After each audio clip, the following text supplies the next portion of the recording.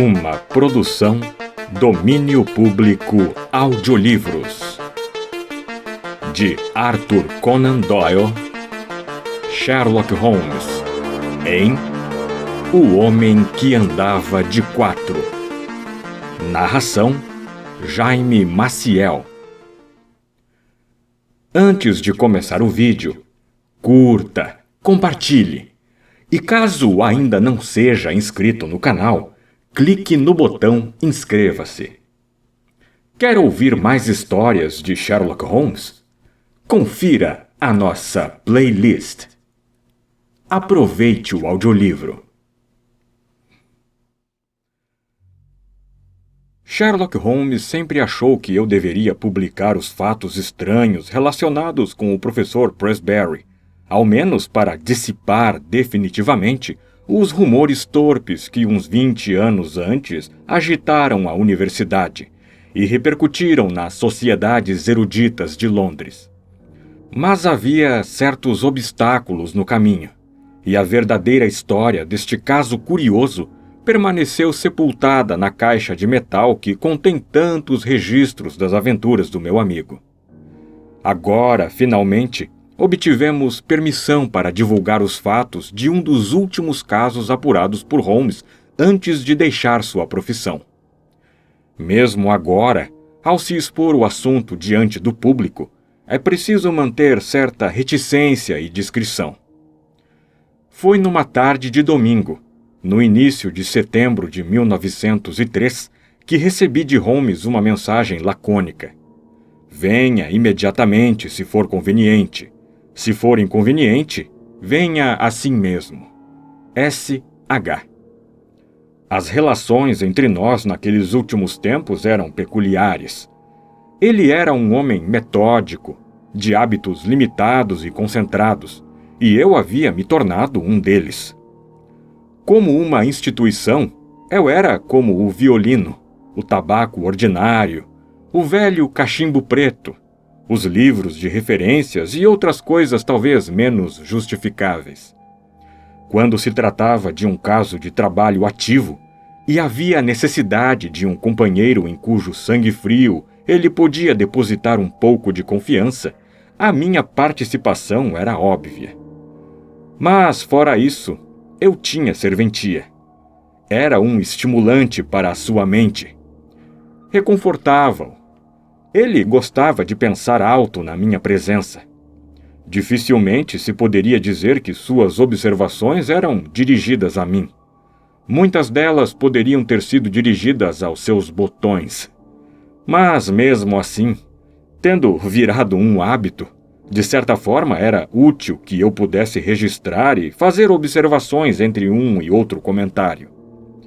Se eu o irritava devido a uma certa lentidão metódica do meu raciocínio, aquela irritação servia para fazer com que suas intuições e impressões em combustão se acendessem mais viva e rapidamente. Em nossa aliança, esse era o meu humilde papel. Quando cheguei a Baker Street, encontrei-o encolhido em sua poltrona, os joelhos para cima, o cachimbo na boca e a testa enrugada pensativamente. Era óbvio que ele estava angustiado com algum problema irritante. Com um aceno, ele indicou minha velha poltrona, mas durante meia hora não parecia ter percebido a minha presença. Depois, pareceu voltar de repente de seu devaneio e, com seu habitual sorriso esquisito, deu-me as boas-vindas pela volta ao lugar que havia sido, em outros tempos, o meu lar. "Você vai desculpar minha distração, meu caro Watson", ele disse. "Apresentaram-se alguns fatos curiosos nessas últimas 24 horas e, consequentemente, deram origem a algumas especulações de caráter mais geral. Penso seriamente em escrever uma pequena monografia a respeito do emprego de cães no trabalho de detetive." "Mas, sem dúvida, Holmes, este assunto já deve ter sido explorado", eu disse. "Cães policiais, cães treinados para farejar e perseguir." Não, Watson. Quanto a esse aspecto do problema, naturalmente é óbvio. Mas existe outro aspecto bem mais sutil. Você deve lembrar-se daquele caso que você, da sua maneira sensacional, associou a Cumberbatch, permitindo-me fazer uma dedução dos hábitos criminosos do pai, muito já nota e respeitável, pela observação da mente do filho. Sim, lembro-me bem disto.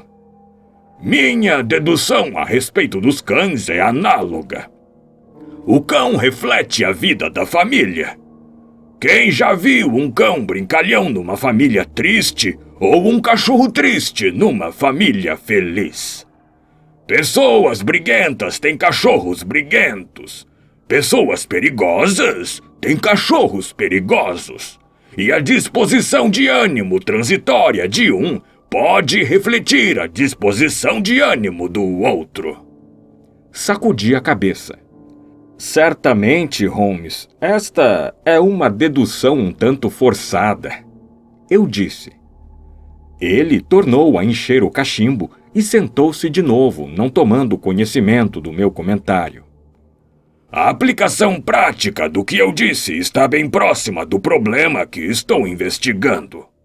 É uma meada embaraçada. Você compreende? Estou procurando um fio solto. Uma ponta do fio da meada talvez esteja na pergunta: por que o fiel pastor alemão Roy, do professor Presbury, está querendo mordê-lo? Afundei-me de novo na poltrona, um tanto desapontado. Foi por uma questão tão banal que eu havia sido intimado a deixar o meu trabalho? Holmes olhou-me de soslaio. O mesmo velho Watson, ele disse. Você nunca vai aprender que os problemas mais graves podem depender de coisas mínimas. Mas não parece estranho que um filósofo sóbrio e idoso... Você certamente ouviu falar de Presbury, o famoso fisiologista de Canford, que um homem como este, cujo amigo tem sido seu dedicado cão-pastor, tenha sido atacado 2 vezes pelo seu próprio cachorro? O que você acha disto? O cachorro deve estar doente. Bem, isto tem de ser levado em consideração. Mas ele não ataca ninguém mais e, segundo parece, só molesta seu dono em ocasiões muito especiais. Curioso, Watson, muito curioso. Mas o jovem Sr. Bennet está adiantado. Se é ele quem está tocando a campainha. Eu gostaria de ter conversado mais com você antes que ele chegasse. Ouvimos passos apressados na escada, uma rápida batida na porta e logo em seguida, o novo cliente apresentou-se. Era um jovem alto, bonito, por volta dos 30. Elegante, mas algo em suas maneiras sugeria a timidez do estudante, e não a presença de espírito do homem mundano. Ele apertou a mão de Holmes e, em seguida, me olhou um tanto surpreso. Esse assunto é muito delicado, Sr. Holmes. Ele disse. Pense no duplo relacionamento que mantenho com o professor Presbury, o particular e o público. Na verdade, não tenho justificativa para falar diante de uma terceira pessoa. Não tenha receio, Sr. Bennet. O Dr. Watson é a própria essência da discrição. E posso assegurar-lhe que este é o caso no qual eu provavelmente vou precisar de um assistente. Como queira, Sr. Holmes. Tenho certeza de que o senhor compreenderá que eu tenha algumas reservas nesta questão. Você compreenderá isto, Watson, quando eu lhe disser que este cavalheiro, Sr. Trevor Bennet, é o assistente do grande cientista. Vive sob seu teto e está noivo de sua única filha. Devemos concordar que o professor tem o direito de exigir toda a sua lealdade e dedicação. Mas isto será demonstrado melhor tomando-se as necessárias providências para esclarecer este estranho mistério. Assim espero, Sr. Holmes. Este é o meu único objetivo. O Dr. Watson está a par da situação. Não tive tempo de explicar-lhe. Então, talvez seja melhor voltar ao início, antes de explicar alguns fatos recentes. Eu mesmo o farei, disse Holmes, a fim de demonstrar que estou a par da verdadeira sequência dos fatos. O professor Watson é um homem famoso na Europa. Sua vida é acadêmica. Nunca houve o menor vestígio de escândalo. Ele é viúvo e tem uma filha, Edith. Soube que ele é um homem de caráter viril e positivo. Pode-se afirmar que é quase combativo. Era assim até alguns meses atrás. Então, a sua vida normal mudou. Ele tem 61 anos, mas ficou noivo da filha do professor Morphy, seu colega na cadeira de anatomia comparada.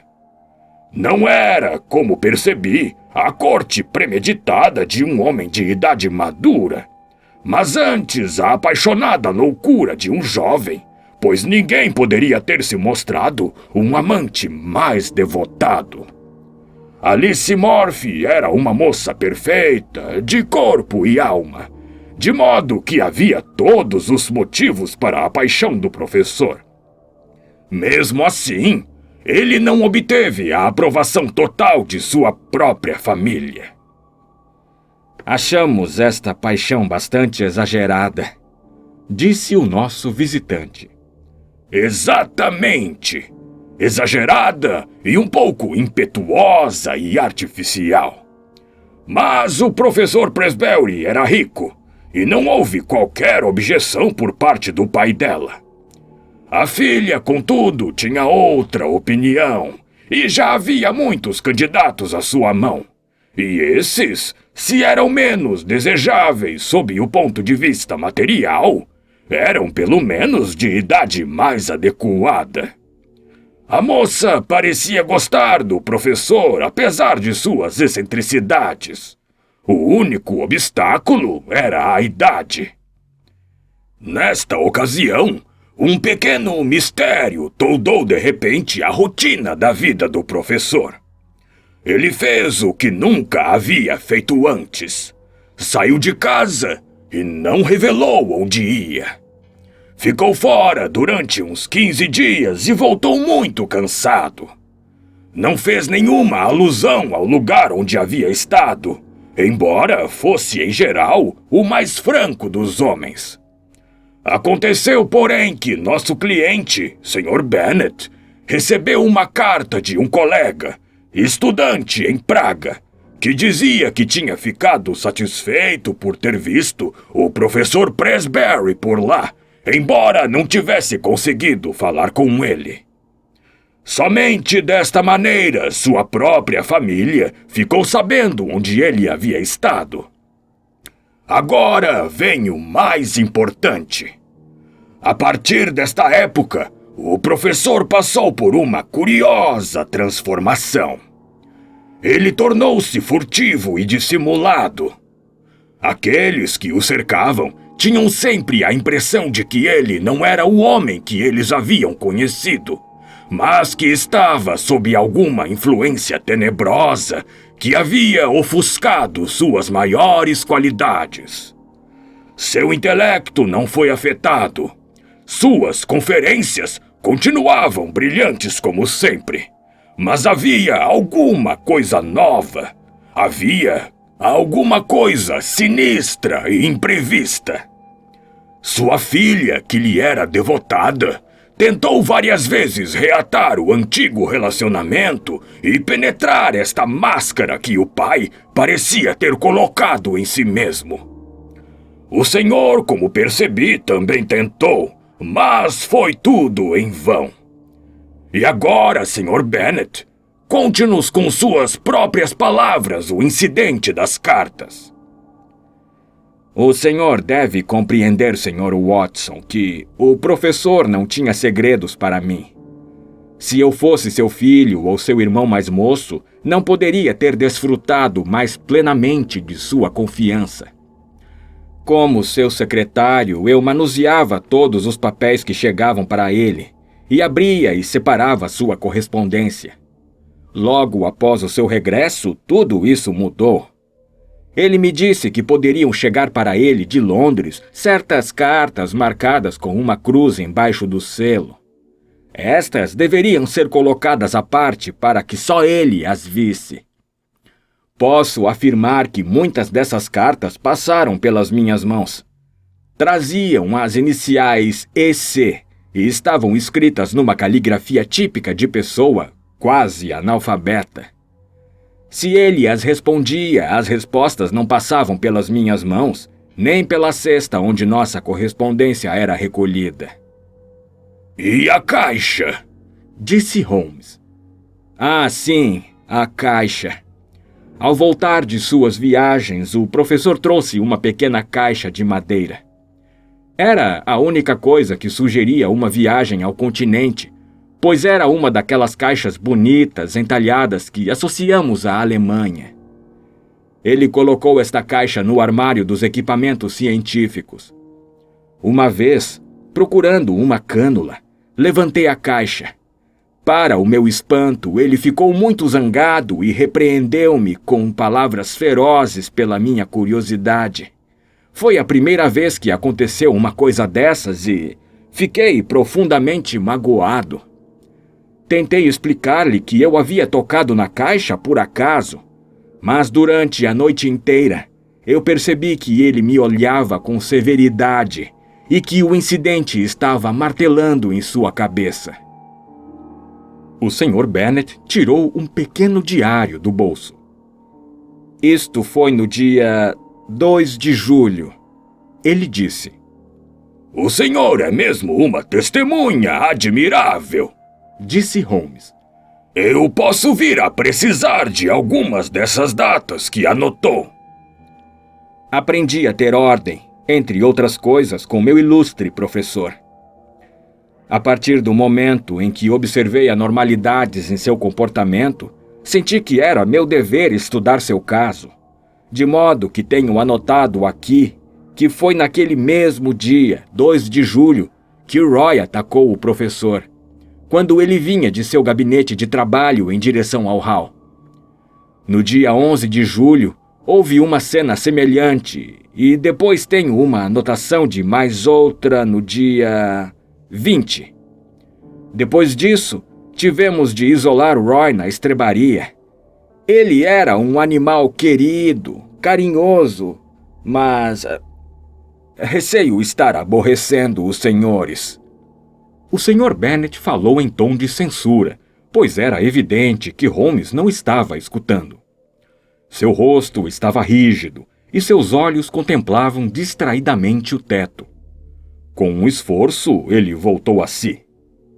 Estranho, muito estranho. Ele sussurrou. Estes detalhes eram novos para mim, Sr. Bennet. Acho que agora já recordamos os fatos antigos, não é? Mas o senhor falou a respeito de algumas ocorrências recentes. O rosto agradável e franco do nosso visitante toldou-se com alguma recordação terrível. Isto que vou contar ocorreu anteontem à noite, ele disse.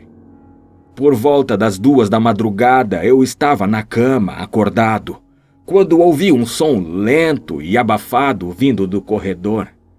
Abri a porta e olhei para fora. Eu deveria explicar que o professor dorme no final do corredor. Em que data? Perguntou Holmes. Nosso visitante ficou aborrecido com uma interrupção tão irrelevante. Eu disse, senhor, que foi anteontem à noite, isto é, 4 de setembro. Holmes sacudiu a cabeça afirmativamente e sorriu. Por favor, continue, ele disse. Ele dorme no final do corredor e teria que passar em frente à minha porta para chegar à escada. Foi realmente uma experiência aterradora, Sr. Holmes. Acho que tenho os nervos tão fortes quanto qualquer pessoa, mas o que vi me abalou. O corredor estava escuro, a não ser por uma janela no meio, que deixava passar uma fresta de luz. Pude perceber que alguma coisa vinha pelo corredor. Alguma coisa escura e encolhida. Então, de repente, aquilo surgiu na claridade. E vi que era ele. Ele estava engatinhando, Sr. Holmes. Engatinhando! Não estava exatamente sobre as mãos e os joelhos. Eu diria que estava sobre as mãos e os pés, com o rosto entre as mãos. Mas parecia mover-se com facilidade. Fiquei tão paralisado pela visão que só quando ele chegou diante da minha porta que consegui dar um passo à frente e perguntar se poderia ajudá-lo. Sua resposta foi espantosa. Ele pôs-se de pé num salto. Dirigiu-me algumas palavras duras, passou por mim correndo e desceu a escada. Esperei cerca de 1 hora, mas ele não voltou. Devia ser dia claro quando ele voltou ao seu quarto. Bem, Watson, o que você acha disto? Perguntou Holmes, como um patologista que apresenta um espécime raro. Lumbago, possivelmente. Sei que um ataque grave faz um homem andar exatamente assim, e nada seria mais irritante para os nervos. Meu bom Watson, você sempre nos mantém com os pés presos no chão, mas dificilmente poderíamos aceitar a hipótese de um lumbago, já que ele foi capaz de ficar em pé num instante. Ele nunca esteve mais saudável, disse Bennet. Na verdade, ele está mais forte do que em todos esses anos que o conheço. Porém, existem os fatos, Sr. Holmes. Não é um caso para a polícia, mas não sabemos o que fazer. E sentimos, de maneira um tanto estranha, que estamos indo em direção a uma catástrofe. Edith, a senhorita Plesbury, sente como eu que não podemos mais esperar passivamente. Este é de fato um caso muito curioso e sugestivo. O que você acha disto, Watson? Falando como médico, eu disse: parece um caso para um analista. Os processos cerebrais do velho cavalheiro foram perturbados pelo caso de amor. Ele fez uma viagem ao exterior na esperança de vencer esta paixão. Suas cartas e a caixa podem estar relacionadas com alguma outra transação particular. Um empréstimo, talvez, ou certificados de ações que estariam na caixa. E o cachorro, sem dúvida, desaprovou o negócio. Não, Watson. Existe algo mais. Bem, só posso sugerir. O que Sherlock Holmes ia sugerir nunca se saberá, pois naquele instante a porta abriu-se e uma jovem entrou na sala. Quando ela apareceu, o Sr. Bennet levantou-se rapidamente com uma exclamação e correu para a frente com as mãos levantadas, para encontrar as que ela já lhe havia estendido. Edith, querida, não é nada de importante, espero. Achei que devia segui-lo. Oh, Jack, ando amedrontada. É horrível ficar lá sozinha. Sr. Holmes, esta é a jovem de que lhe falei. É a minha noiva. Estávamos chegando a esta conclusão, não é, Watson? Holmes disse com um sorriso.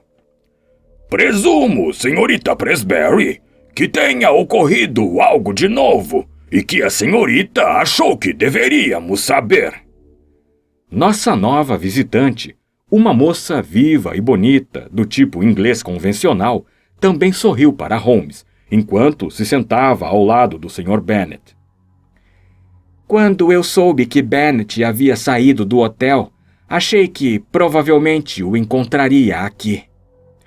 É claro que ele me havia dito que ia consultá-lo. Mas, Sr. Holmes, o senhor não pode fazer nada pelo meu pobre pai. Tenho esperança, senhorita Presbury, mas o caso ainda está confuso. Talvez o que a senhorita tem a dizer possa lançar uma luz nova sobre o assunto. Foi ontem à noite, Sr. Holmes. Ele estivera muito esquisito o dia todo. Tenho certeza de que há momentos em que não se recorda do que fez. Ele vive como num sonho estranho. Ontem foi um desses dias. Não era o meu pai com quem eu vivia. Seu corpo estava lá, mas não era ele de verdade. Conte-me o que aconteceu. Fui acordada durante a noite pelos latidos furiosos do cachorro. Pobre Roy, ele agora está acorrentado perto do estábulo. Devo dizer que sempre durmo com a minha porta trancada, porque, como Jack, o Sr. Bennet, lhes contará, todos nós temos uma sensação de perigo iminente. Meu quarto fica no segundo andar. A persiana da minha janela estava suspensa e era uma noite de luar. Quando eu estava deitada com os olhos fixos no quadrado de luz, ouvindo os latidos frenéticos do cão, fiquei assombrada ao ver o rosto de meu pai olhando para dentro, para mim. Sr. Holmes, quase morri de susto e horror. Ali estava ele, o rosto comprimido contra a vidraça, e uma das mãos parecia estar suspensa, como se fosse levantar a janela. Se aquela janela tivesse sido aberta, acho que teria enlouquecido. Não foi uma alucinação, Sr. Holmes. Não se iluda pensando isto. Eu diria que foram 20 segundos, mais ou menos, em que fiquei paralisada observando o rosto dele. Em seguida desapareceu, mas eu não consegui pular da cama e ir atrás dele. Fiquei deitada, tremendo, até de manhã. No café da manhã, seu comportamento foi áspero e irritado, e ele não fez qualquer alusão à aventura noturna. Nem eu, mas dei uma desculpa para vir à cidade e aqui estou. Holmes parecia totalmente surpreso com a narrativa da senhorita Presbury. Minha cara jovem, a senhorita afirma que o seu quarto fica no segundo andar. Existe alguma escada grande no jardim? Não, Sr. Holmes. Esta é a parte surpreendente disto. Não há maneira possível de alcançar a janela, e mesmo assim lá estava ele. A data foi 5 de setembro, disse Holmes. Isto certamente complica as coisas. Foi a vez de a jovem parecer surpresa. Esta é a segunda vez que o senhor faz alusão à data, Sr. Holmes, disse Bennet. É possível que tenha alguma relação com o caso? É possível, muito possível. Mas, no entanto, não tenho meus dados completos. Será que o senhor está pensando na ligação entre insanidade e fases da lua? Não, eu lhe garanto. É um tipo de raciocínio bem diferente. Talvez o senhor possa deixar sua agenda comigo e eu verificarei as datas. Agora, acho, Watson, que a nossa linha de ação está perfeitamente clara. Esta jovem nos informou, e tenho a maior confiança na intuição dela, de que seu pai se recorda pouco ou nada do que acontece em certas datas. Portanto, vamos fazer-lhe uma visita, como se ele tivesse marcado um encontro conosco nesta data. Ele atribuirá isto à sua própria falta de memória. Assim, começaremos nossa atuação observando-o de perto. Excelente, disse o Sr. Bennet. Mas aviso que o professor às vezes é irascível e violento. Holmes sorriu. Há motivos para irmos imediatamente. Motivos muito convincentes, se é que minhas teorias estão certas. Amanhã, Sr. Bennet, certamente nos verá em Canford. Se não me falha a memória, há uma estalagem chamada Checkers, onde o vinho do Porto costuma escapar da mediocridade e a roupa de cama era irrepreensível. Acho, Watson, que o nosso destino nos próximos dias pode nos levar a lugares menos agradáveis. Na manhã de segunda-feira, estávamos a caminho da famosa cidade universitária.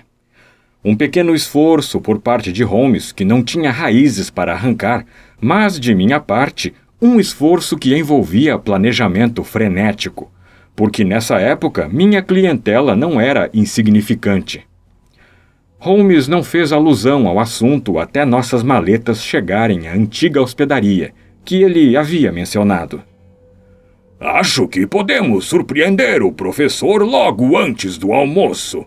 Ele dá aula às 11 horas e deve fazer um intervalo em casa. Que pretexto teríamos para visitá-lo? Holmes deu uma olhada em sua agenda.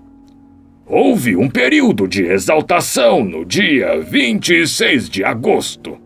Vamos supor que nestas ocasiões ele fique um pouco confuso quanto ao que faz. Se insistirmos que fomos lá para um encontro marcado, acho que ele dificilmente ousará nos contradizer. Você tem a desfaçatez necessária para fazer isto? A única coisa que podemos fazer é tentar. Excelente, Watson. Uma mistura de Busy Bee e Excelsior. Devemos tentar. O lema da firma. Um nativo gentil certamente nos conduzirá até lá. Um desses, na parte posterior de uma charrete, passou conosco velozmente diante de um conjunto de faculdades antigas e, finalmente, virando em uma avenida arborizada, parou à porta de uma bela casa, cercada de gramados e cobertas de glicínias púrpuras. O professor Presberry estava, evidentemente, cercado de todos os sinais não só de conforto, mas também de luxo. Quando paramos, uma cabeça grisalha apareceu na janela da frente, e notamos um par de olhos vivos, por baixo de sobrancelhas grossas, que nos observava através de grandes óculos com aro de chifre. Um minuto depois, estávamos em seu gabinete de trabalho, e o misterioso cientista, cujas excentricidades nos haviam trazido de Londres, estava diante de nós. Não havia nenhum sinal de excentricidade, nem em seu comportamento, nem em sua aparência, pois ele era um homem imponente, grande, circunspecto, de sobrecasaca, com a dignidade de atitude que um conferencista precisa ter. O mais notável em seu rosto eram os olhos, penetrantes, observadores, inteligentes, quase astuciosos. Ele olhou os nossos cartões. Por favor, sentem-se, senhores. Em que lhes posso ser útil? Holmes sorriu amavelmente. Era esta a pergunta que eu estava prestes a lhe fazer, professor. A mim, senhor. Deve haver algum engano. Eu soube por intermédio de outra pessoa que o professor Presberry de Canford precisava dos meus serviços. Oh, realmente. Tive a impressão de ver um brilho malicioso nos ardentes olhos cinzentos. O senhor ouviu isto, não foi? Posso perguntar-lhe o nome do seu informante? Sinto muito, professor, mas o assunto era muito confidencial. Se cometi um engano, não houve nenhum prejuízo. Posso apenas lamentar. De modo algum. Eu gostaria de aprofundar-me neste assunto. Ele me interessa. O senhor tem alguma coisa escrita? Alguma carta ou telegrama para sustentar sua afirmação? Não tenho. Será que o senhor chega a ponto de afirmar que eu o chamei? Eu preferiria não responder a nenhuma pergunta, disse Holmes. Não, eu diria que não, disse o professor asperamente. Contudo, esta última pergunta pode ser respondida sem dificuldade, sem a sua ajuda. Ele atravessou a sala e aproximou-se da campainha. Nosso amigo londrino, Sr. Bennet, respondeu ao chamado. Entre, Sr. Bennet. Estes dois senhores vieram de Londres com a impressão de que haviam sido chamados. Você, que cuida de toda a minha correspondência, você viu alguma coisa endereçada a uma pessoa chamada Holmes? Não, senhor, respondeu Bennet, corando. Isto é conclusivo, disse o professor, olhando furioso para o meu amigo. Agora, senhor. Ele inclinou-se para a frente com as duas mãos na mesa. Parece-me que a sua atitude é muito questionável. Holmes deu de ombros. Só posso repetir que lamento termos feito uma intromissão desnecessária. Isto não é suficiente, Sr. Holmes, gritou o velho numa voz alta e esganiçada, com uma expressão maldosa. Enquanto falava, ele ficou entre nós e a porta e sacudiu as duas mãos furiosamente para nós. Você não poderá sair desta sala tão facilmente quanto pensa. Seu rosto estava transtornado e ele arreganhava os dentes para nós e falava atabalhoadamente em sua fúria insensata. Eu estou convencido de que teríamos tido que lutar para sair da sala se Bennet não tivesse interferido. Meu caro professor, ele exclamou, considere a sua posição. Considere o escândalo dentro da universidade. O Sr. Holmes é um homem muito conhecido e o senhor não pode tratá-lo com esta descortesia. Mal-humorado, o nosso anfitrião, se é que podemos chamá-lo assim, deixou livre a passagem até a porta. Ficamos aliviados quando nos vimos fora da casa, na quietude da avenida arborizada. Holmes parecia estar se divertindo muito com o acontecimento. Os nervos de nosso douto amigo estão um tanto desregulados, ele disse. Talvez nossa intromissão tenha sido um tanto grosseira, mas conseguimos aquele contato pessoal que eu desejava. Mas valha-me Deus, Watson, ele está na nossa pista. O vilão ainda nos persegue. Havia o som de pés correndo atrás de nós. Mas, para meu alívio, não foi o terrível professor, mas seu assistente quem apareceu na curva da Alameda. Ele chegou ofegante até nós. Eu sinto muito, Sr. Holmes. Gostaria de pedir desculpas. Meu caro, não é preciso. Tudo vale como experiência profissional. Nunca o vi numa disposição de ânimo tão perigosa. Mas ele está ficando cada vez mais sinistro. O senhor pode compreender agora porque sua filha e eu estamos alarmados. Mas sua mente está perfeitamente lúcida. Lúcida demais, disse Holmes. Este foi o meu erro de cálculo.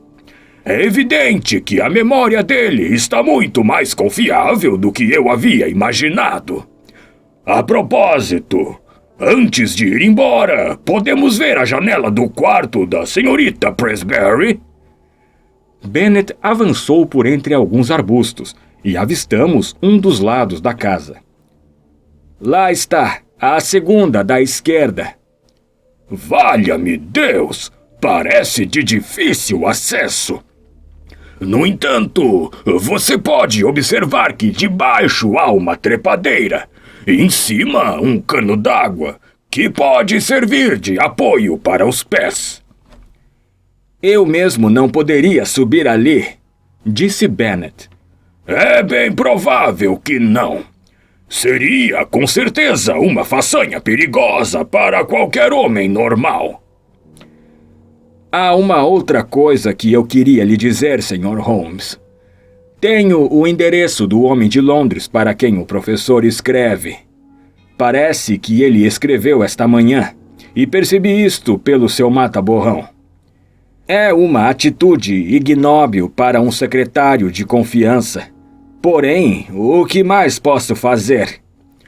Holmes deu uma olhada no papel e enfiou-o no bolso. Dvorak. Um nome curioso. Eslavo, eu imagino. Bem, isto é um elo importante da cadeia. Voltaremos esta tarde, Sr. Bennet. Não vejo necessidade de ficar aqui. Não podemos prender o professor porque não cometeu nenhum crime. Nem podemos deixá-lo confinado, pois não se pode provar que esteja louco. Por enquanto, não se pode tomar nenhuma atitude. Então, que diabo faremos? Um pouco de paciência, Sr. Bennet. Logo as coisas vão melhorar. A menos que eu esteja enganado, na próxima terça-feira pode haver uma crise. Com certeza, nesse dia estaremos em Canford. Enquanto isto, o quadro geral, sem dúvida, é desagradável. E se a senhorita Presbury puder prolongar sua visita... Isso é fácil. Então deixe-a ficar aqui até que possamos garantir que não há mais perigo. Enquanto isso, deixe-o fazer o que bem entender e não o contradiga. Desde que ele esteja de bom humor, tudo bem. Lá está ele, disse Bennet num sussurro sobressaltado. Espiando por entre os galhos, vimos a figura alta e ereta sair pela porta do hall e olhar à sua volta. Ele ficou inclinado para a frente, as mãos balançando estendidas à sua frente, virando a cabeça de um lado para outro. O secretário, com um último aceno, desapareceu por entre as árvores, e nós o vimos logo depois aproximar-se do patrão. Os dois entraram em casa juntos, entretidos numa conversa que parecia animada e até mesmo exaltada. Acho que o velho cavalheiro está exigindo explicações, disse Holmes enquanto caminhávamos para o hotel. Pelo pouco que pude observar, ele me impressionou pela mente particularmente lúcida e lógica.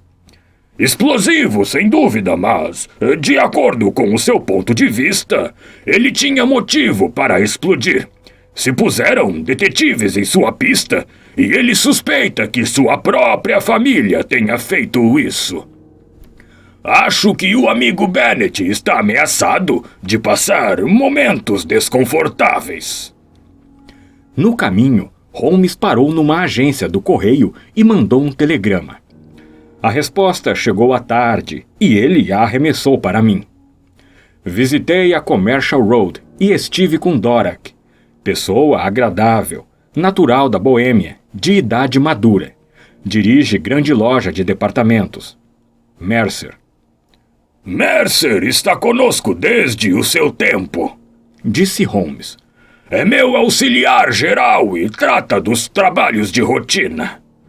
Era importante saber alguma coisa a respeito do homem com quem nosso professor estava se correspondendo tão secretamente.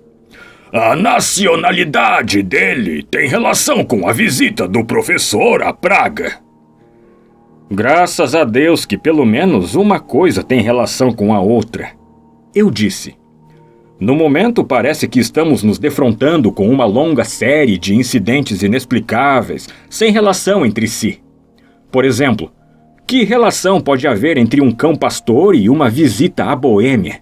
Ou entre ambas as coisas e um homem engatinhando por um corredor durante a noite? Quanto às suas datas, este é o maior embuste de todos. Holmes sorriu e esfregou as mãos. Estávamos sentados na velha sala de estar do antigo hotel, tendo entre nós, na mesa, uma garrafa da famosa safra de vinho de que Holmes falara. Bem, agora vamos ver primeiro as datas, ele disse, a ponta dos dedos unidas e o jeito de quem está falando para uma turma de alunos. O diário desse excelente rapaz mostra que houve problemas no dia 2 de julho. E daí em diante, parece que ocorreram com intervalos de 9 dias. E pelo que me lembro, com uma única exceção. Assim, o último ataque da sexta-feira ocorreu no dia 3 de setembro. Dia que também se encaixa na série, assim como o dia 26 de agosto que o precedeu. A coisa vai além da coincidência. Fui obrigado a concordar. Então, vamos elaborar a teoria provisória de que o professor, de 9 em 9 dias, toma alguma droga forte, que possui um efeito altamente tóxico, mas passageiro. Sua índole violenta intensifica-se com isto. Ele aprendeu a tomar esta droga quando estava em Praga, e agora a recebe de um intermediário boêmio de Londres. Tudo isso coincide, Watson. Mas e o cachorro, o rosto na janela, o homem andando de 4 no corredor? Bem, conseguimos começar. Eu não esperaria novos acontecimentos até a próxima terça-feira. Enquanto isso, só podemos ficar em contato com o amigo Bennet e desfrutar das amenidades desta cidade encantadora. Pela manhã, Bennet apareceu para nos trazer as últimas informações. Como Holmes previra, aquelas horas não haviam sido fáceis para ele.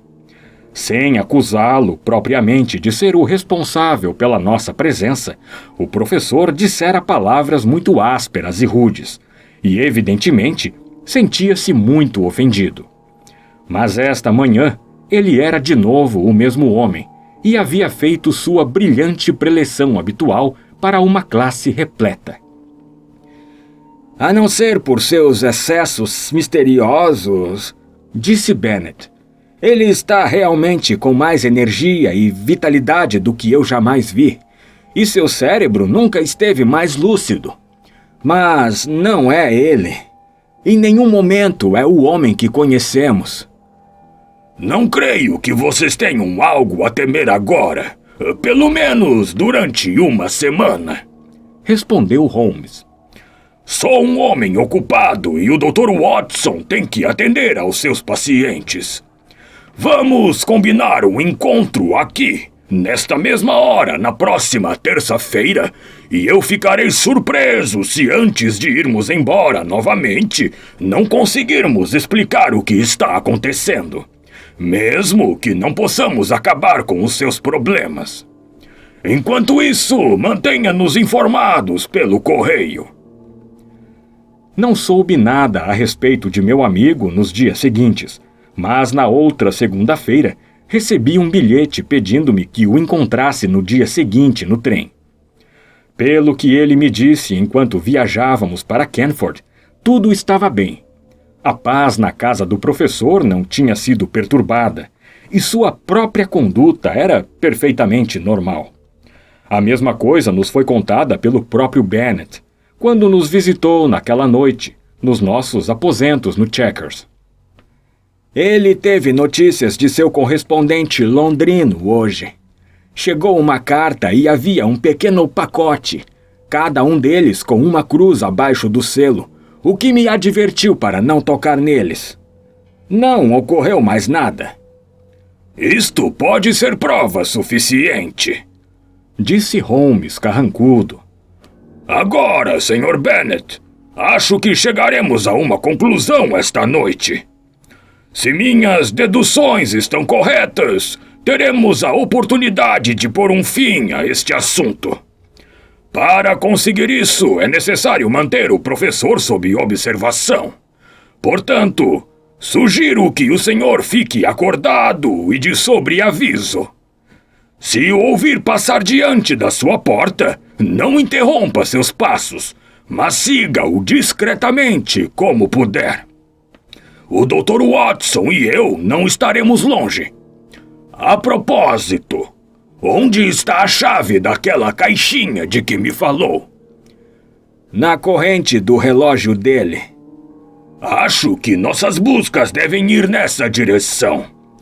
Na pior das hipóteses, não deve ser tão difícil arrebentar a fechadura.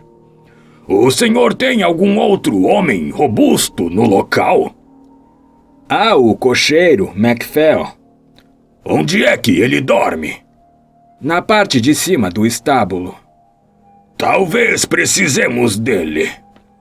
Bem, não podemos fazer mais nada até ver como as coisas se desenrolam.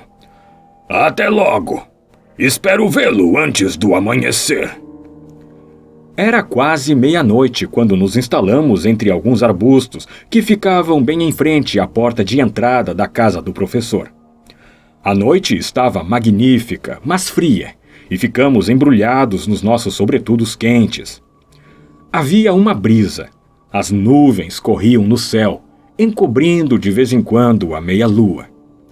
Teria sido uma vigília desanimadora se não fosse pela expectativa e excitação que nos faziam prosseguir, e a convicção de meu amigo de que provavelmente tínhamos chegado ao fim da estranha sequência de acontecimentos que haviam ocupado a nossa atenção. Se o ciclo de 9 dias é verdadeiro, então o professor estará péssimo esta noite, disse Holmes.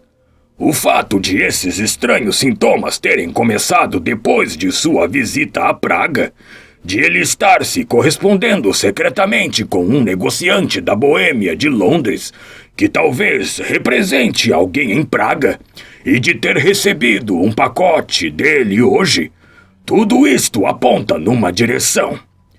O que ele toma e por que toma são coisas que ainda não sabemos, mas está bastante claro que procedem de Praga. Ele toma isto com uma orientação precisa, que regula este sistema de 9 dias, que foi o primeiro ponto que chamou minha atenção. Mas os sintomas que ele apresenta são muito estranhos.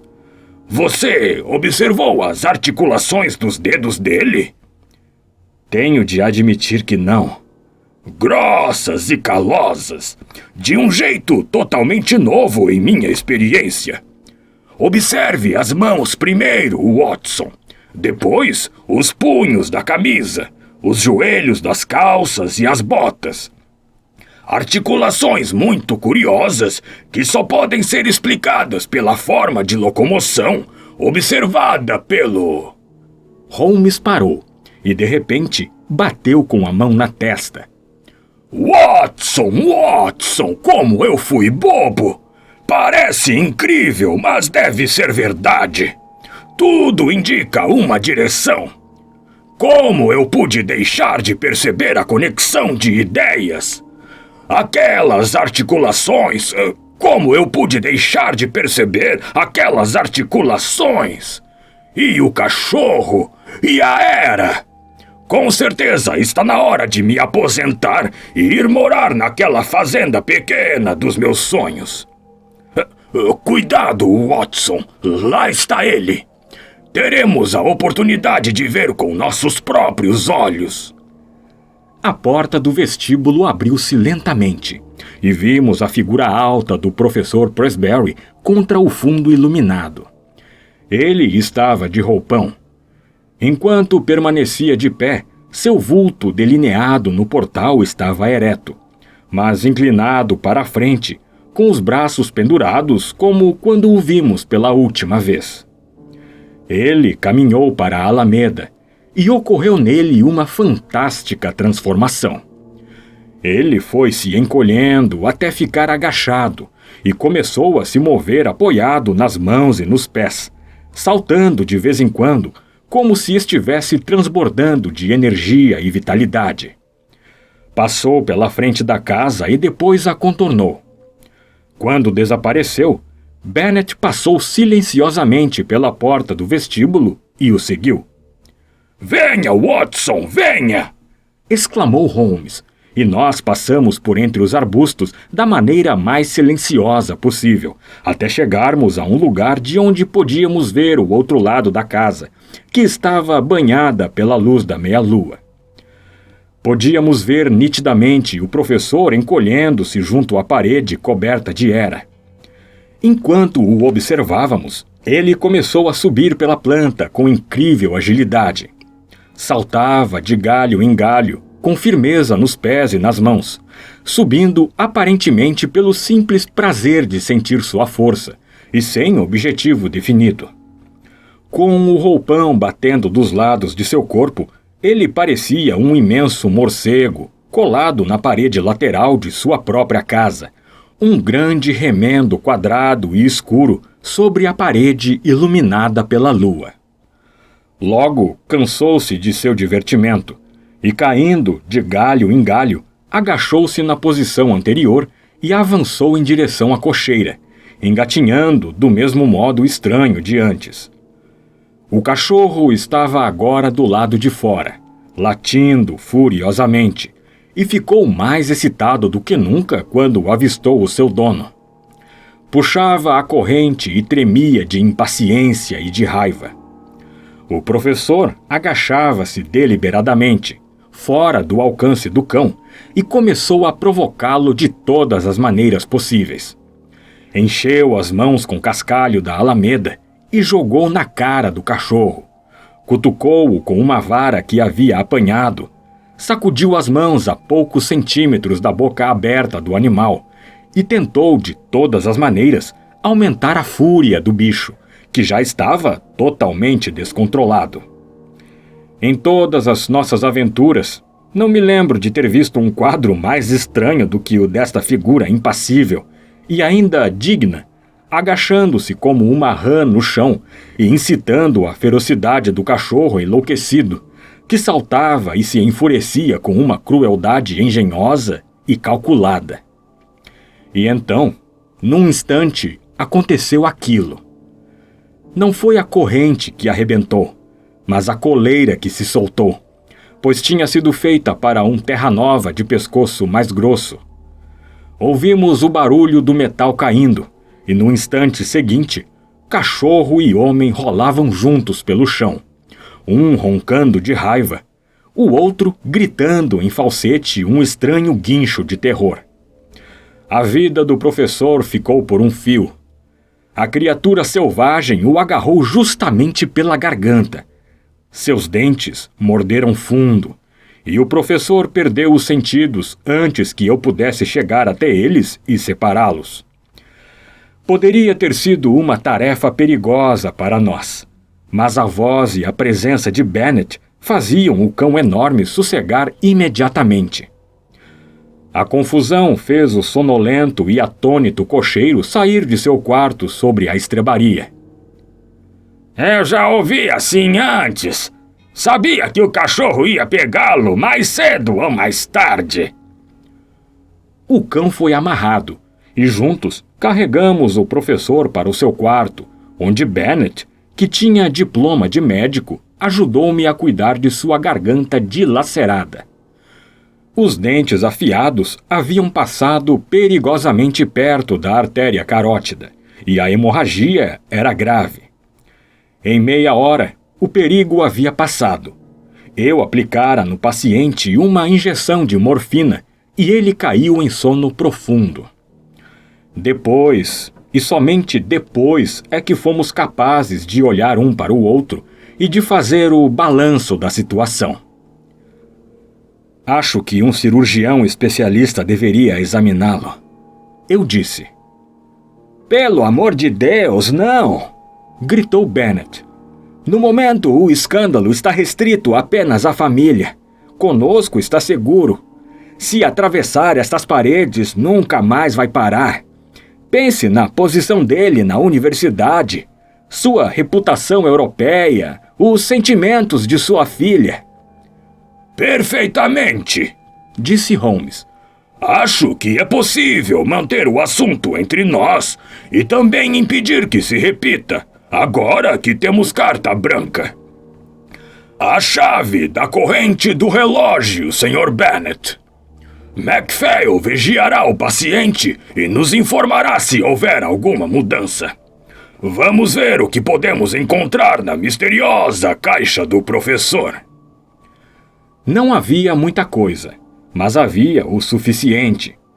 Um frasco vazio, outro quase cheio, uma seringa hipodérmica, muitas cartas numa caligrafia difícil de entender e em língua estrangeira. Os selos no envelope mostraram que eram as mesmas cartas que haviam perturbado a rotina do secretário, e cada uma delas tinha como remetente a Dorak, da Commercial Road. Eram simples faturas avisando que um novo frasco estava sendo enviado ao professor Presberry, ou recibos acusando o recebimento de dinheiro. Mas havia um outro envelope, numa caligrafia mais legível, e trazendo o selo austríaco, com o carimbo do Correio de Praga. Aqui está o nosso material! Exclamou Holmes enquanto abria o envelope. Prezado colega, desde a sua prezada visita, tenho pensado muito em seu caso, e embora nas suas condições haja motivos especiais para o tratamento, mesmo assim eu recomendo cautela, já que meus resultados mostraram que esse tratamento não é feito sem um certo risco. Talvez o soro de antropóide fosse melhor. Como lhe expliquei, usei o sangur de cara preta, porque havia um espécime disponível. O sangur, naturalmente, é um rastejador e um trepador, enquanto o antropóide caminha ereto e é mais aparentado em todos os aspectos. Rogo-lhe que tome todas as precauções possíveis para que não haja revelações prematuras do processo. Tenho outro cliente na Inglaterra e Dorak é meu intermediário para ambos. Agradeceria seus relatórios semanais. Com toda a estima, H. Lowenstein. Lowenstein. O nome fez com que eu me lembrasse de um recorte de jornal que falava de um obscuro cientista que estava se aventurando por um caminho desconhecido, em busca do segredo do rejuvenescimento e do elixir da vida. Lowenstein de Praga. Lowenstein, com o maravilhoso elixir de energia, proibido de exercer a profissão porque se recusava a revelar sua fonte. Em poucas palavras, disse aquilo de que me recordava. Bennet apanhara um manual de zoologia na estante. Sangur, ele leu. O grande macaco de cara preta das encostas do Himalaia. O maior e mais humano dos macacos trepadores. Há muitos outros detalhes. Bem, Sr. Holmes, graças ao senhor é evidente que descobrimos a origem do mal.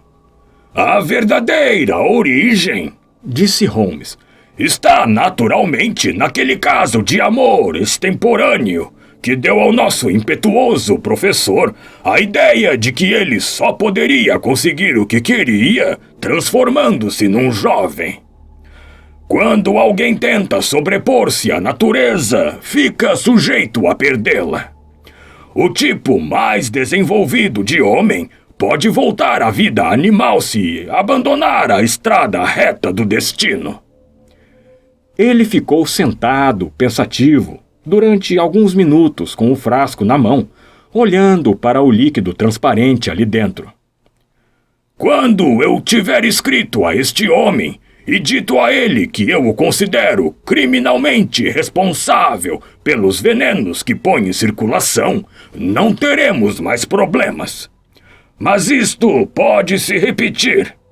Outros podem descobrir uma maneira melhor. Existe perigo aí. Um perigo muito real para a humanidade. Pense, Watson, que os materialistas, os sensuais, os mundanos, todos iriam prolongar suas vidas sem valor.